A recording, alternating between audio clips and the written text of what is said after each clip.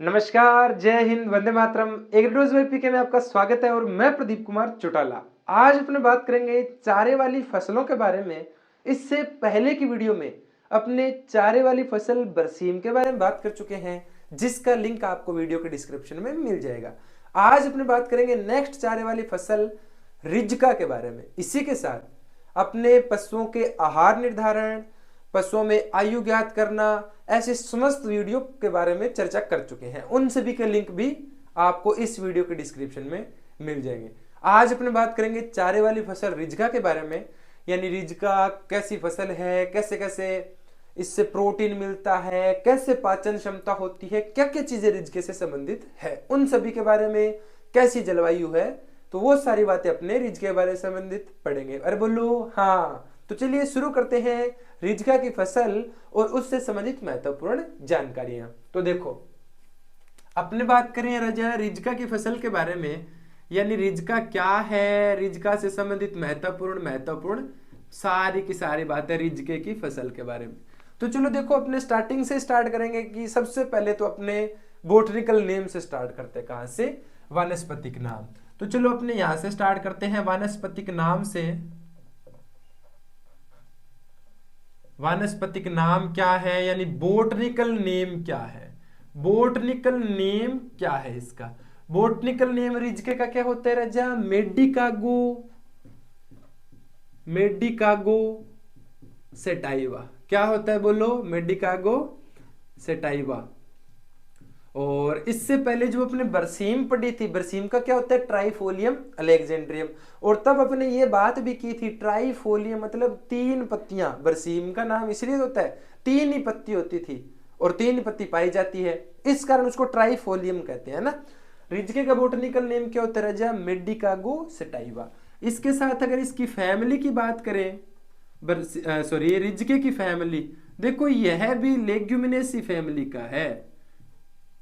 Leguminosae कह दो या दलहनी कह दो, लेग्यूमिनेसी, दलहनी, फेबेसी, एक ही बात है राजा। लेग्यूमिनेसी, फेबेसी और दलहनी फसल। बरसीम भी सेम ही थी, इसमें लगभग चीजें सेम है, थोड़ी बहुत चीजें डिफरेंट है।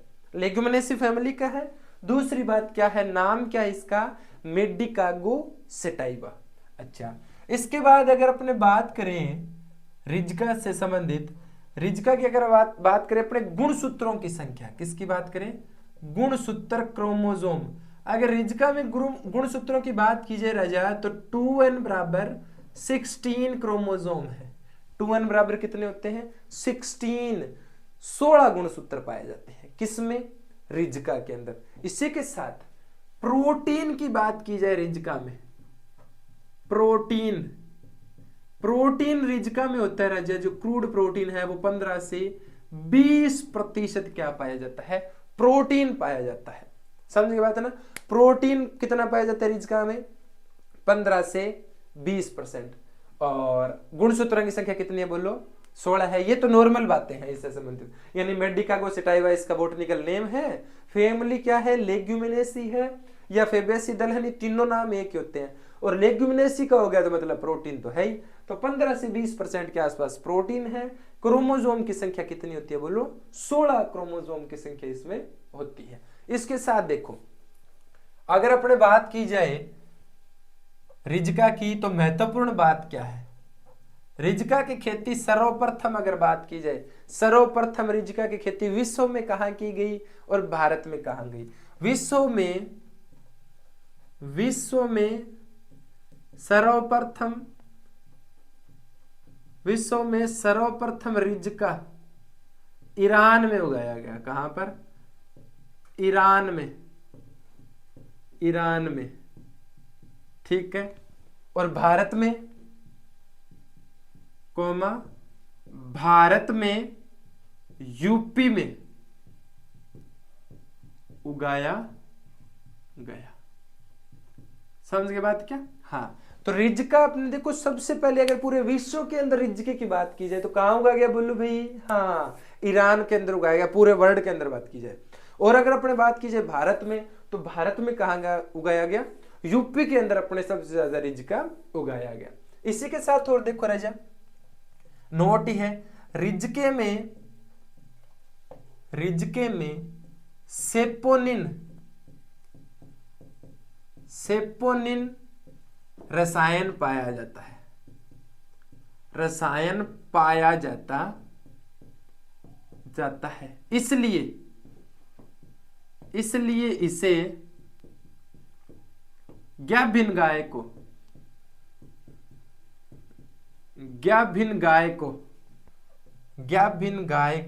यानी गाभिन्न गाय को अपने नहीं देना है। क्यों? क्योंकि इसमें सेपोनिन एल्कोलोड पाया जाता है जो जल्दी पचता नहीं है और एक टॉक्सिसिटी विषाक्तता भी उत्पन्न कर सकता है ज्यादा मात्रा में खा लेने से। इसलिए अगर गाभिन्न गाय को खिला देंगे तो जो गर्भ में बच्चा है ना, उसके ऊपर विपरीत प्रभाव पड़ता है। इसलिए जो सेपोनिन की अधिकता, हालांकि सेपोनिन एल्कोलोइड जो है या जो रसायन है वो बरसीम में भी है, लेकिन रिजके में अधिक मात्रा में पाया जाता है। इसलिए सेपोनिन अधिक होने के कारण रिजके को गाभिन्न गाय को खिलाना नहीं है। गाभिन्न गाय को खिलाना नहीं चाहिए। समझ गए बात ना? गाभिन्न गाय को अपने नहीं खिलाना है। इसी के साथ और देखो, इसमें सेपोनिन पाया जाता है। दूसरी अगर बात और की जाए, रिजके में ओक्सैलिक एसिड यानी ओक्सैलिक एसिड पाया जाता है,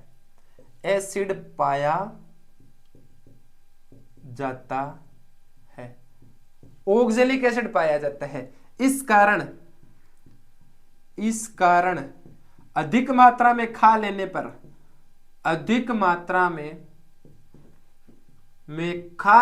यानी पशु अगर अधिक मात्रा में खा लेगा, अपने जब रिजका है अधिक मात्रा में खा लेता है, अधिक मात्रा में खा लेने पर क्या हो जाएगा? आफरा उत्पन्न हो जाता है। क्या हो जाता है? आफरा हो जाता है। अब आफरा होता क्या है भैया? आफरा जब अपच होने के कारण पेट के अंदर गैस भर जाती है और पेट डोल जैसा बन जाता है, तब बजाओ जब डोल वर्गो बज जाए, ऐसी कंडीशन को क्या कहते हैं? अपने आफरा कहते हैं। अब आफरे का प्रश्न आ गया तो दो चीजें ध्यान रखना रह जा। आफरा दूर करने वाला यंत्र कौन सा है? अब यही लिख देता हूं मैं। आफरा जब पेट ढोल जैसा बन जाता है, जो फलांक या कोक होती है ना, जो कोक पशु बैठता, तो यहां वाली संरचना जो कोक बन रही है, इस कोक के आसपास एक सुई जैसा प्रयोग किया जाता है यंत्र। उस यंत्र का क्या नाम है? आफरा जब पशु को हो जाता है, पशु जब ज्यादा खाना खा लेता है, ज्यादा चारा खा लेता है, पानी पीने के बाद वो पेट में चारा फूल जाता है। चारा फूलने के कारण पशु को श्वास नहीं आ पाता और उग्र अवस्था में क्या है? पशु का पेट फट जाता है। पेट फटने का मतलब आंत फट जाती है। आंत फटने से पशु क्या हो जाती है? मृत्यु हो सकती है ना? ऐसी कंडीशन में आफरा के नियंत्रण के लिए किस किस रसायन का प्रयोग करना चाहिए और किस यंत्र का प्रयोग करना चाहिए? यंत्र का नाम बता दो मुझे, बोलो जल्दी जल्दी कर दो, कमेंट कर दो भाई, शाबाश। कोई एक कमेंट बता दो कि भी आफरा के उपकरण के लिए, हाँ शाबाश। कौन सा यंत्र है? ट्रोकार कैन्यूला। आफरा के लिए जो यंत्र का प्रयोग किया जाता है ना, आफरा के नियंत्रण के लिए, उसका नाम क्या है? ट्रोकार कैन्यूला। क्या नाम है इसका? ट्रोकार कैन्यूला का प्रयोग किया जाता है। ये एक सुई जैसा होता है, ट्रोकार कैन्यूला। कैन्यूला मतलब सुई जैसा, इसको लगा दिया जाए, जिससे अतिरिक्त जो गैस होती है वो शरीर से निकल सकती है। इसके अलावा अपने लाइकोपोडियम, चाइना और ऐसी जो मेडिसिन है, नक्सवोम, ऐसी मेडिसिन का भी अपने यूज कर सकते हैं। तो आफरा हो जाएगा ज्यादा मात्रा में। ओक्सैलिक एसिड पाया जाता है और ज्यादा मात्रा में अगर रिजके को पशु खा लेगा तो उसके अंदर आफरा हो जाएगा। इसी के साथ इसमें सेपोनिन भी पाया जाता है। सेपोनिन पाए जाने के कारण इसको गाभिन्न गाय को खिलाना नहीं चाहिए। इसके साथ एक दो बातें और देख लेते हैं भैया। रिजका है क्या? रिजका एक तो पहली रबी की फसल है, दूसरा एलडीपी प्लांट है, एलडीपी, और तीसरा C3 पादप है। ये बातें भी ध्यान रखनी है आपको। और तीसरा या इसके अलावा C3 पादप है, कोमा और लगा के लिख देना, चारे वाली फसल भी है, चारे वाली फसल। ये इतनी बात इसमें लिख देते हैं। रिजके से संबंधित, यानी रिजका रबी की फसल है। रबी का फसल मतलब बरसीम भी रबी की, रिजका भी रबी की। और एक महत्वपूर्ण, रैफ और रिजका मतलब चारे वाली फसलों की रानी। रिज्का कौन है? रानी है भैया, क्वीन ऑफ फूड क्रॉप्स, चारे वाली फसलों की रानी। रानी कौन है? रिज्का। और राजा बरसीम। एक था राजा एक थी रानी, खत्म कहानी है ना। हाँ शाबाश। चारे वाली फसलों की क्वीन रानी कौन है? रैफ रानी, रैफ रिज्का, रैफ और रबी। आर की क्यूब होगी ये तो, है ना, मैथ की बात आ गया। तो रबी की फसल है, रानी है, रिज्का है। और बरसीम क्या है बोलो? राजा है। बरसीम राजा है। अगर बात की जाए बरसीम की, तो बरसीम तो है राजा, और रिज्का क्या है? रिज्का है राजा, रानी। रिज्का रानी है और बरसीम क्या है? राजा है। तो चारे वाली फसलों की रानी है। एलडीपी है, C3 है और रबी की क्रॉप है। और एलडीपी और C3 के बारे में मैंने पहले भी बताया था। LDP long day plant. Long day मतलब दीर्घ दिवस पादप, जिनको लंबी अवधि का प्रकाश चाहिए। और मैंने ऐसे कहा था कि भी जब इनको छोटे दिनों में लगाओगे तो हार्वेस्टिंग बड़े दिनों में होगी, बड़े दिनों में होंगी तो अपने आप एलडीपी हो गया। C3 पादप, मैंने कहा था C3 प्लांट वो होते हैं जिनमें प्रकाश संश्लेषण की क्रिया के दौरान प्रथम स्थायी उत्पाद 3 कार्बन वाला होता है। 3 कार्बन वाला PGA। पहले की वीडियो जो बरसीम वाली है, जो डिस्क्रिप्शन में है, उसमें इसको अपने पूरा डिटेल से भी पढ़ा है, तो वो भी आप चेक कर सकते हैं। इसके साथ मैं थोड़ा सा बता दूं, C3 कार्बन जो होते हैं, C3 कार्बनों में प्रथम स्थायी उत्पाद बनता है PGA, और पीजीए को बोलते हैं फास्फोग्लिसरिक एसिड। क्या बोलते हैं?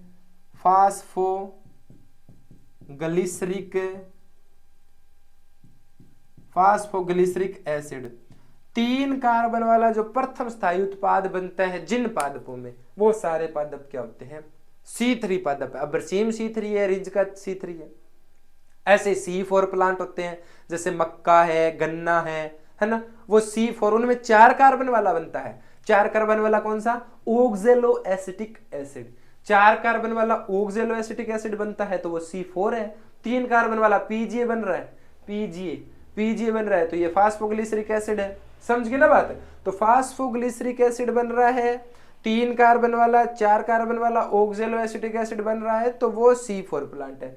तो रिज्का क्या है? राजा रबी की फसल है, एलडीपी है, C3 प्लांट और चारे वाली फसल है। अपने बात किया कि रिज्के के बारे में।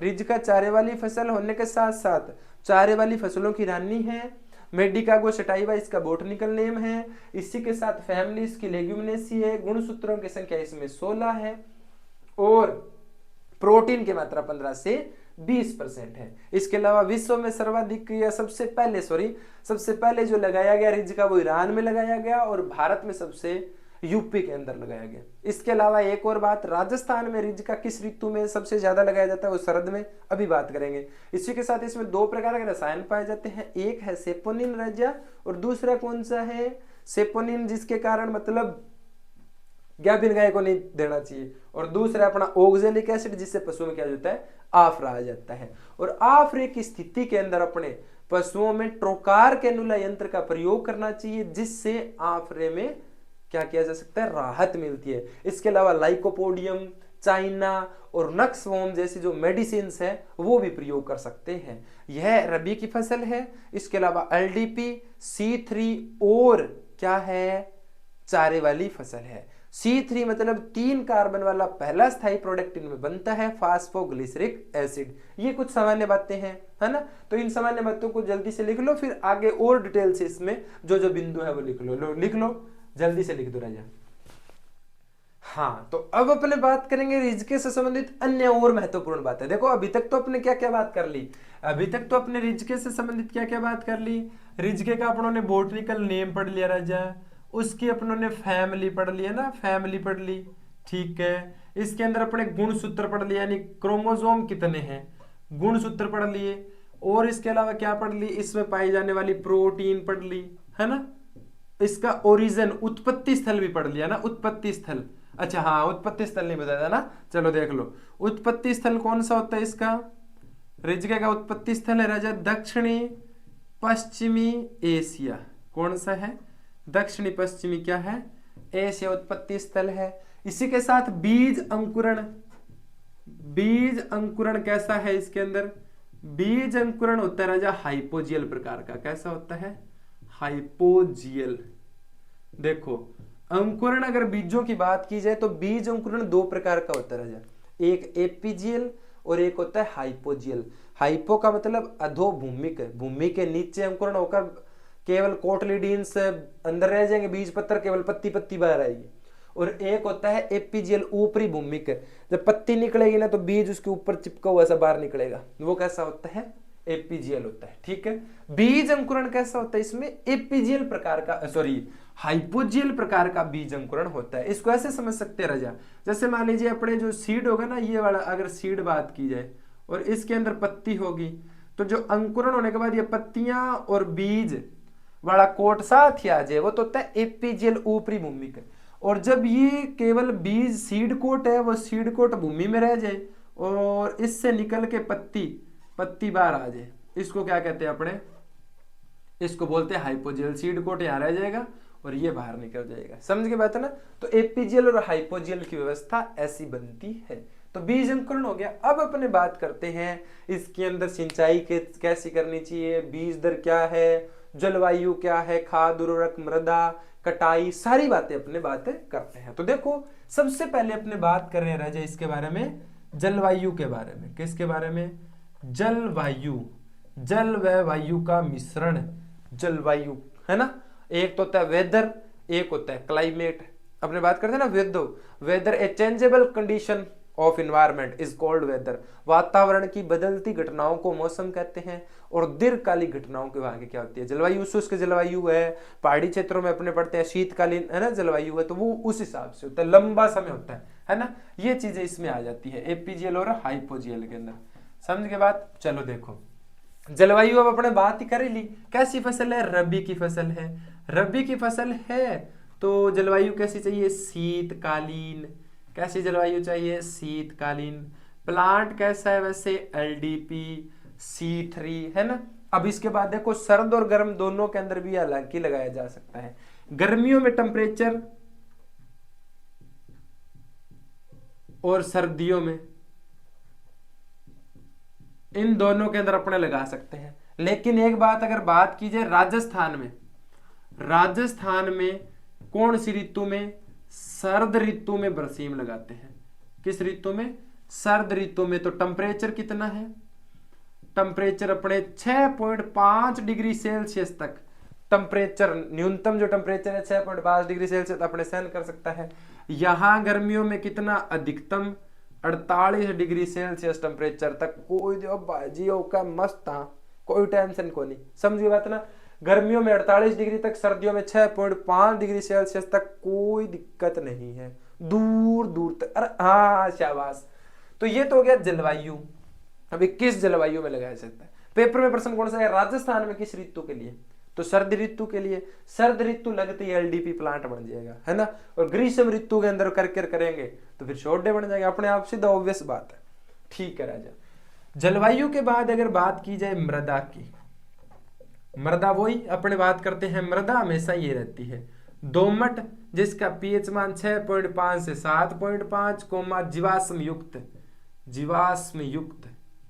जीवाश्म युक्त होनी चाहिए, यानी ऑर्गेनिक मैन्योर उसके अंदर पूरी होनी चाहिए, माइक्रो ऑर्गेनिज्म होने चाहिए।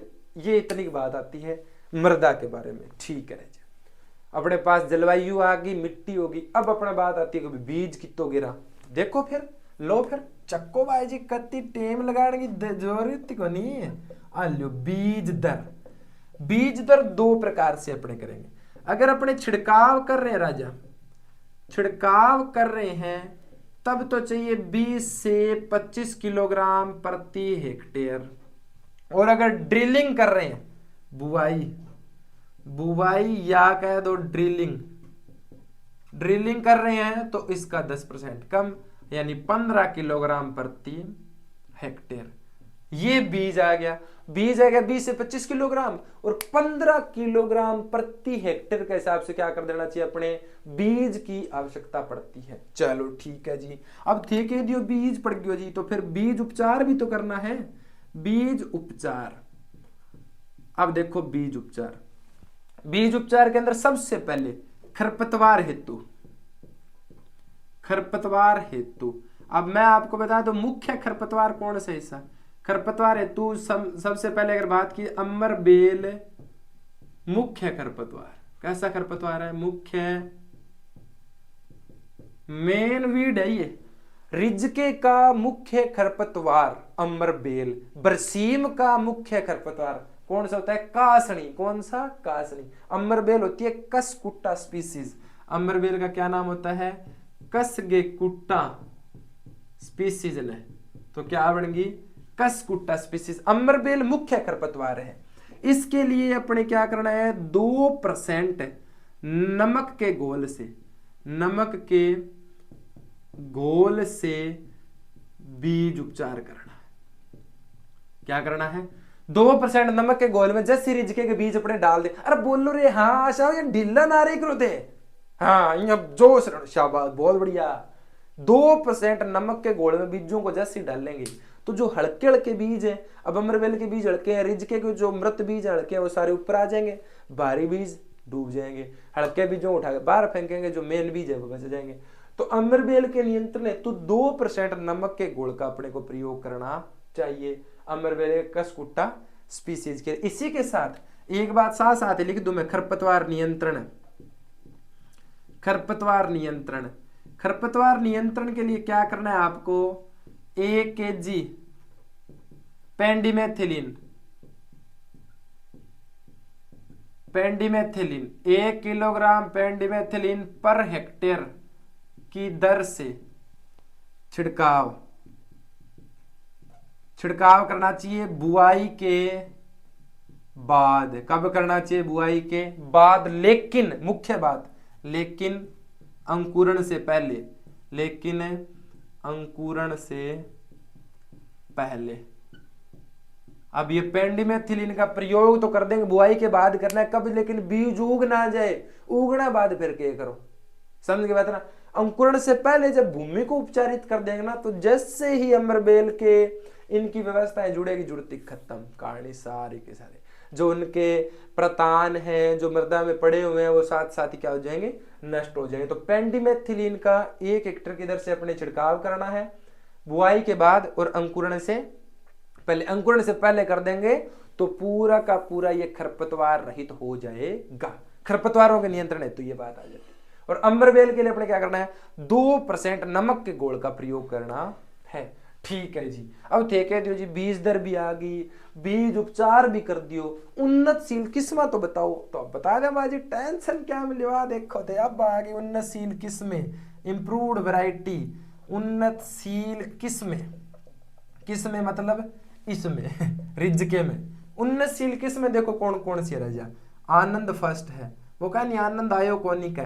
फिर का 4 बजे आरती कर दी, जब वो दूध ले गया तो कहा आनंद आ गयो। कहीं ना तो पहले ही आरती कर दिया। हाँ वह बात है, वो आनंद आ गयो। आनंद फर्स्ट है, इसके अलावा आनंद सेकंड है, इसके अलावा सिलेक्शन फर्स्ट है, सिलेक्शन फर्स्ट है ना। आनंद फर्स्ट है, आनंद सेकंड है, सिलेक्शन फर्स्ट है, NDRI selection first, NDRI selection first है। आनंद फर्स्ट है, आनंद सेकंड है, एनडीआरआई सिलेक्शन फर्स्ट है। कंपोजिटी है, कंपोजिटी, कंपोजिटी 5 है, चेतक है। ये सारी की सारी क्या है? इंप्रूव्ड वेराइटियां ही तो है। अरे बोलो, है ना। Anand first, selection first, Anand second, NDRI selection first, Chetak, ये सारी की सारी कैसी वैरायटी है बोलो? इंप्रूव्ड वैरायटी है। किसकी? रिजके की। हाँ भाई शाबाश, बहुत बढ़िया। रिजके की उन्नतशील किस्में ये है। अब अपने पास क्या आ गया? जलवायु आ गई जी, मृदा आ गई, बीज दर बीज उपचार आ गया, उन्नतशील किस्में आ गई। अब आती है बुआई का समय, बुआई का समय। अब सारो डंगो करना है अपन, और अपन 28 को लगानी कर दे तो फिर फायदों के। मध्य अक्टूबर से यानी 15 अक्टूबर से, यानी मध्य अक्टूबर से मध्य नवंबर, तो 15 नवंबर तक अपने इसको लगा देना चाहिए। बीज की गहराई, अब कितना गहराई? बीज गहराई, बीज गहराई 1 सेंटीमीटर से अधिक नहीं होने चाहिए भैया। 1 सेंटीमीटर इतो ना सो तो बीज है 5। अच्छा चलो एक बात आ गई तो साथ साथ ही पढ़ते हैं। 1 सेंटीमीटर से अधिक बीज नहीं होना चाहिए। मान लीजिए बीज लगा दिया 10 सेंटीमीटर गहराई पर, तो बीज में किस प्रकार की डोरमेंसी आ जाएगी बता दो।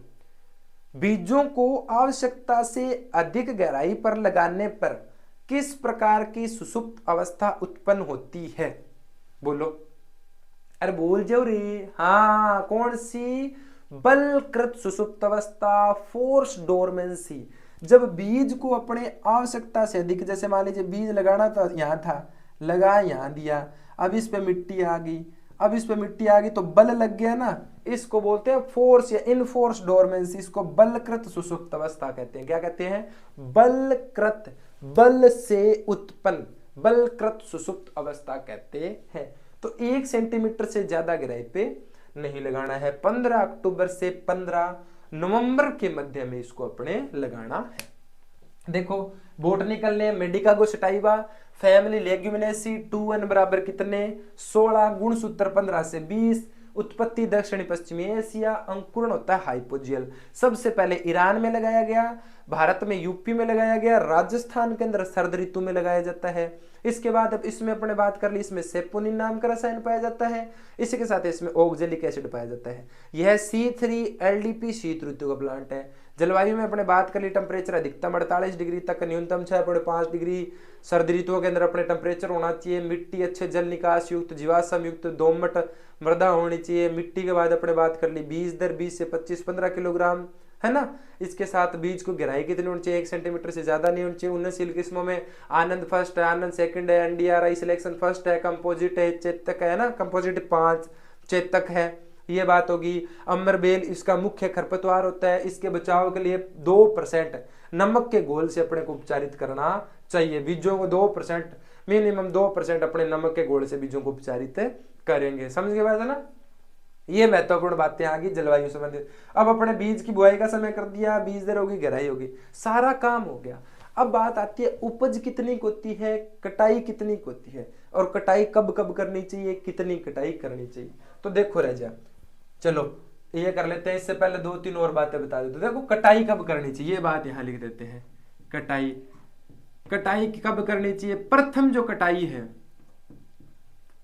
प्रथम कटाई, प्रथम कटाई 60 दिन बाद। कितने दिन बाद? 60 दिन बाद। किसके? बुआई के।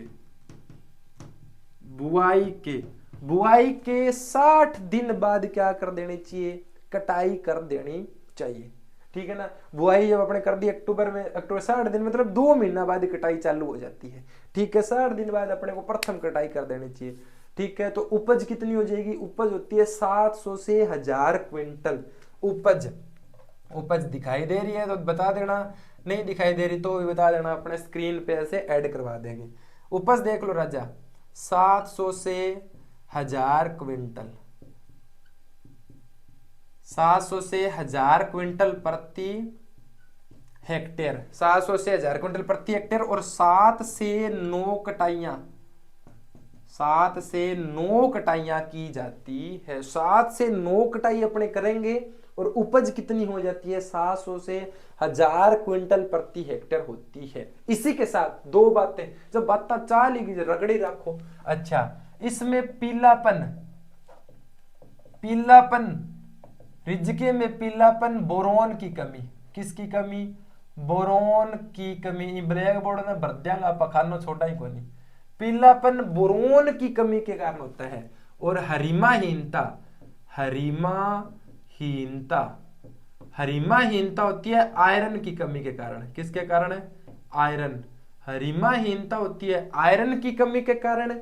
और पीलापन, पीली पड़ जाए, वो बोरोन की कमी के कारण होता है। इसके लिए बोरेक्स का यूज करेंगे, इसके लिए आयरन सल्फेट FeSO4 का यूज करना है। समझ के बात है ना। तो इसके अंदर पीलापन होता है बोरोन की कमी के कारण। और हरिमाहीनता, हरिमाहीनता मतलब हरा रंग मध्य भाग से अन्य भागों से हरा रंग गायब हो जाए, उसको क्या कहते हैं? अपने हरिमाहीनता कहते हैं। आगे बात समझ में। हरिमाहीनता आयरन के कारण होगी, पीलापन किसके कारण होता है?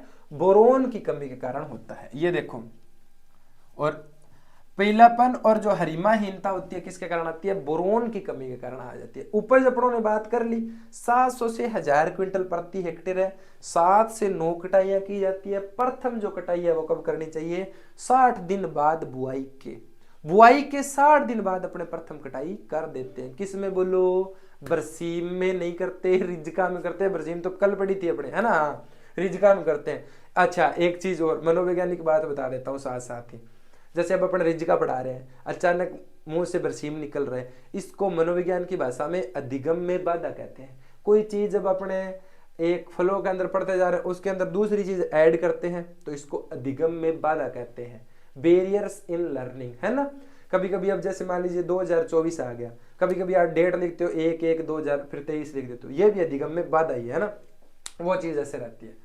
तो इसको अपने मनोविज्ञान की बात जब फर्स्ट ग्रेड करेंगे तब बताएंगे उसमें, फर्स्ट ग्रेड के टॉपिक में। पर अब अपने एग्रीकल्चर का चल रहा है तो इसको देखो अपने। हाँ तो कटाइयां कितनी करनी चाहिए, 7 से 9 करनी चाहिए। रिजके की बात चल रही है, 60 दिन बाद कटाई कर देनी चाहिए। और खरपतवारों के नियंत्रण के लिए पेंडामेथिलिन 1 किलोग्राम प्रति हेक्टेयर की दर से छिड़काव करना है आपको। और छिड़काव करना है बुआई के बाद और अंकुरण से पहले करना है। और पीलापन के लिए, जो पीलापन हुआ है ना, पीलापन के लिए 0.2% बोरेक्स का यूज करना है। पीलेपन को दूर करने के लिए बोरेक्स। और हरिमाहीनता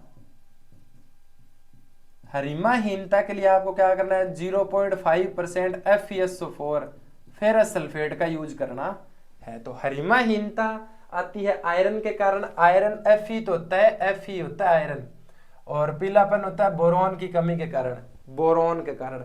तो पीलापन है तो इसके लिए बोरॉन, हरिमाहीनता है तो आयरन, ये आयरन की कमी कारण होता है ना, आयरन की कमी, आयरन की कमी कारण तो 0.5% अपने FeSO4 का छिड़काव कर देंगे या प्रयोग करेंगे। इसमें 0.2% का अपने पाउडर किसमें बोरेक्स का यूज करते हैं, जिससे क्या होता है, पीलापन दूर हो जाता है। ये रिज के संबंधित महत्वपूर्ण कति बातें जितनी थी आवा सारी कर दी, समझ गए। शीत ऋतु में, ग्रीष्म ऋतु में लगाने के साथ साथ राजस्थान में किस ऋतु में लगाई जा सकती है, सर्द ऋतु में अपने लगाते हैं। बरसीम भी अपनों ने पढ़ ली, रिजका भी अपने पढ़ ली। सामान्य बातें आज आप भाजी एक ही बोर्ड पर कर दियो सारो काम, बारी बारी था ना, अब यहाँ दिक्कत को नहीं कर लिखू कि थोड़ा सा छोटो रह गया हटता है बोर्ड, पूरा भर देवा, ठीक है कोई बात नहीं, मोटो बोर्ड लगा से आठू ले गए पर ना, ठीक है कोई बात नहीं।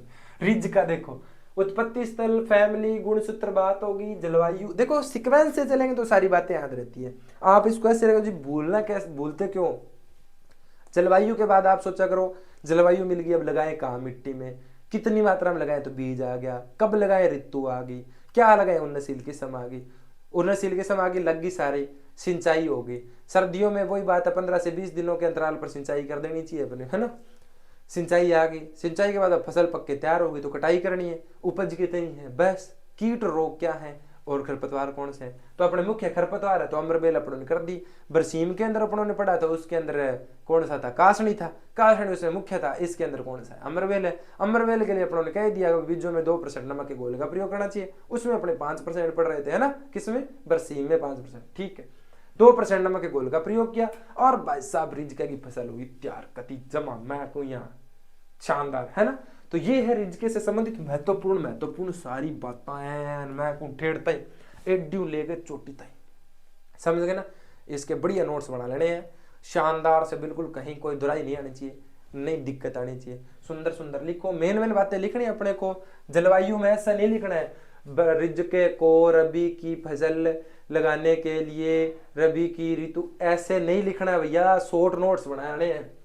रबी शीतकालीन एनडीपी C3, गर्मी सर्दी इतना, अब दोमट 6.5 जीवाश्म संयुक्त, अब ऐसे थोड़ी लिख रहे हैं, रिजके की फसल के लिए अच्छे जल निकास वाली दोमट मृदा का प्रयोग किया जाता है, जिस क्यों भैया, क्यों थ्योरी नहीं करनी है बुरी तरह। कंपटीशन का मतलब क्या है, जितना शॉर्ट्स लिखो, क्यों थ्योरी लिखो तो पेजा भर दोगा भाषा और रजिस्टर कोई अंति को नहीं, समझे ना बात है। जितना शॉर्ट एंड स्वीट समझ आ जाना चाहिए, इया भी कोनी इतो शॉर्ट एंड स्वीट लिख दियो कि तारा सोदो समझ में बाहर हो जाए, अमरबेल प्लस 2%, क्या 2% है ना, ऐसे नहीं, नाम भी होने चाहिए, बात पता चल जाए, समझ के। शॉर्ट नोट्स कब बनते हैं, जब बहुत सारा आपने पढ़ लिया, जैसे 200 पेज पढ़ लिए, अब इसको 10 पेज में खत्म कर दो, बस। ये शॉर्ट नोट्स होते हैं, सारी चीजों का एक मिला जुला सार, कि जिसको 5 मिनट में सारा पढ़ सको, है ना। तो छोटे छोटे सुंदर सुंदर आप लोगों की तरह बढ़िया नोट्स बनाओ। रिजके की फसल अपनों ने कंप्लीट कर ली है, बेहतर बेहतर। अब अठो स्क्रीन शॉट भी ले लो, ठीक ये कर जाऊं क्या मैं, फोटो ले से मेरी, अरे हाँ स्क्रीन शॉट ले लो इसका एक बढ़िया सा, हाँ समझ गए ना। तो ये सारी की सारी महत्वपूर्ण बातें रिजके से संबंधित अपने को कर ली है। इसके बढ़िया प्यारे नोट्स बनाओ, सुंदर सुंदर इसकी बातें लिखो, बढ़िया कॉपी में नोट्स बनाओ। चाहे वो पशु परिचर है, चाहे वो एनिमल हस्बेंड्री से संबंधित कोई भी एग्जाम आएगा जिसमें चारा फसलें आ रही है, agronomy, JET ICR, BHU, CUET, कोई भी एग्जाम बन रहा है, महत्वपूर्ण बातें रिजके से संबंधित इतनी है और अपनों ने इतनी बातें कर ली। तो इन सभी के प्यारे से सुंदर से नोट्स बनाएं, बढ़िया पढ़े, अच्छी मेहनत करें और सकारात्मक सोच रखें। मैं हमेशा कहता हूं, हर वीडियो में कहता हूं, सकारात्मक जितने रहोगे उतना परिणाम सकारात्मक आएगा। तो सकारात्मक रहें, खुश रहें, मस्त रहें, स्वस्थ रहें। आज के लिए इतना बहुत है। जय हिंद, वंदे मातरम।